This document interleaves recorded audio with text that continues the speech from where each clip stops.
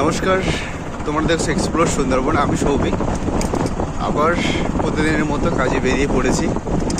তো এখন আছি আমার বাড়ি থেকে বেরিয়ে যে রাস্তাটা আছে সেই রাস্তার উপরে। তো এখান থেকে আমার কাজের যে জায়গা আছে জায়গা লাগে 15 থেকে 20 মিনিট। তো আজকে প্রচুর কুয়াশা পড়েছে, কিছু দেখাও যাচ্ছে না। ঠিক আছে, এখান থেকে ব্লগটা শুরু করছি, সঙ্গে থাকো তোমরা সবাই। রিসোর্টে আমি পৌঁছে গেছি। তো এবার আবার সেই গেস্ট রিসিভ করতে যেতে হবে গোসাবাতে। তো আমাদের এই জায়গাটা বলে অক্সপোল বা অক্সপোল ঘাট নামে সবাই পরিচিত। আর আমি যেখানে কাজ করি সেখানে নাম হচ্ছে সুন্দরবন টাইগার ক্যাম্প। তো এখান থেকে সামনে একটা জেটি ঘাট আছে, তো সেই জেটি ঘাট থেকেই আমাদের বোট ছাড়বে।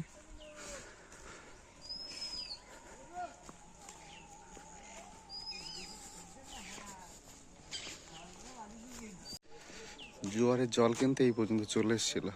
আর আমাদের ওই 3খানা বোট দাঁড়িয়ে আছে পরপর, দুটো। এই যে বড় যেটা সেটা দেখা যাচ্ছে, এটাই হচ্ছে এসি, যার মধ্যে 50 থেকে 60 জনের ক্যাপাসিটি। আর ওই পাশে যাব আমি যে বোটটায় আছে সেই বোটটায়। প্রচুর কুয়াশা পড়েছে চারিদিকে, দেখা যাচ্ছে না কিছু।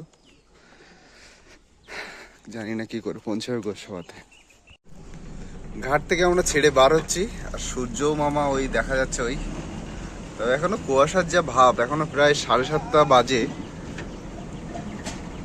এখনো যা কুয়াশার ভাব আছে, 8টা-9টার আগে তো ক্লিয়ার হবে না মনে হচ্ছে।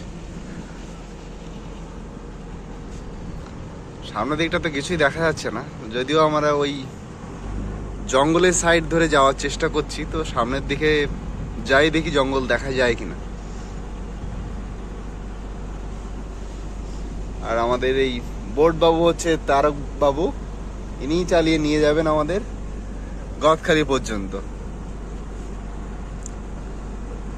তো এই হচ্ছে জয়ভবানী বোটটা। আর এই যে সিট ক্যাপাসিটি আছে এটা হচ্ছে 6 সিলিন্ডার বোট। তো এখানে সিট ক্যাপাসিটি আছে প্রায় 30-35 জন। তো 4 সিলিন্ডার হলে সেটা শুধুমাত্র 30 জন হতো। তো এখানে এরকম ফিক্স চেয়ার লাগানো আছে, আর যদি বেশি হয় তাহলে মানে আলাদা করে চেয়ার লাগানোর ব্যবস্থাও আছে।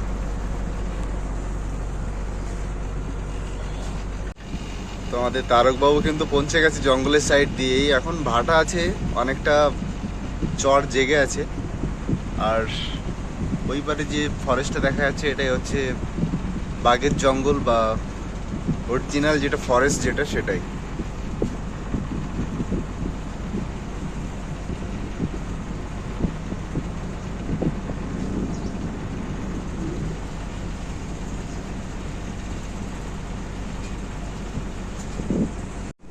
কিছু কিছু বোট এই রাত্রে অ্যাঙ্কারে থাকে, যেহেতু জোয়ার ভাটা হয়।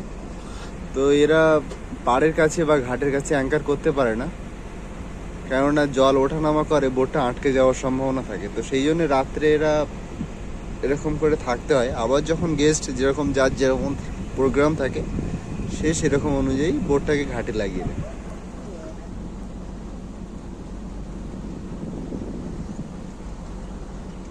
কিছুই দেখা যাচ্ছে না যদি, তবে আমাদের এই পাড় ধরে ধরে যেতে হবে।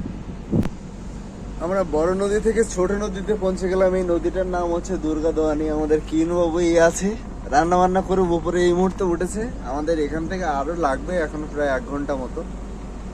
তো কুয়াশার জন্য আমরা একটু আস্তে আস্তে আসছিলাম। এখন দুটো সাইডেই গ্রাম দেখা যাচ্ছে পরিষ্কার। বাঁ দিকেরটা হচ্ছে বালি, এই দিকটা হচ্ছে গোসাবা গ্রাম, সরি গোসাবা দ্বীপের নাম। আর বাঁ দিকটা হচ্ছে বালি দ্বীপ। অনেকগুলো বোট অলরেডি দাঁড়িয়ে আছে এখানে, অনেকগুলো রিসর্টও আছে আশেপাশে।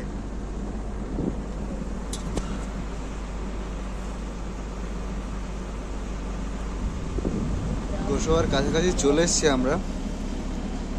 তো দেখতে পাচ্ছি দুজন মাছ ধরছে, স্বামী আর স্ত্রী। তো বেসিক্যালি এখানে ছোট ছোট মাছই পাওয়া যায়, যেটা হচ্ছে চিংড়ি বা ছোট ছোট পার্শে মাছ। তো এই যে সামনে কোনা, বাঁদিকে কোনাটা ঘুরলেই গোসাবা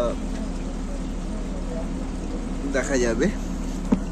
গদখালি অপোজিট সাইডে হচ্ছে গোসাবা, আর গোসাবাতে আছে বড় মার্কেট, বিডিও অফিস, স্কুল